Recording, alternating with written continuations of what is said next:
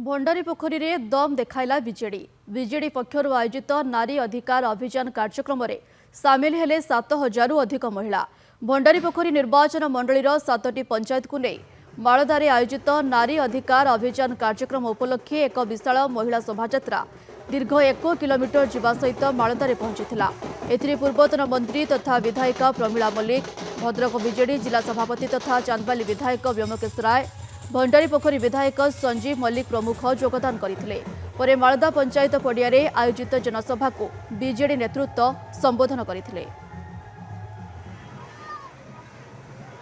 लोक महिला मान कहीं भुआ बुलाऊँ ये जो भुआ बुलाऊँ से कथा महिला मैंने जाणीगला एम सुधु मिछ कथा कहते दर दाम वृद्धि की रोकवा कृषक मान समस्या को रोकवा ए विफल होता सरकार तांकर दोष को लुचाइवाई मिछ कौन जन आक्रोश निजे जन आक्रोशर शिकार है। आज भंडारी पोखरी महिला मैंने प्रमाण कर बीजेपी सरकार डबल इंजिन सरकार किभली भाव में जन आक्रोशर शिकार है।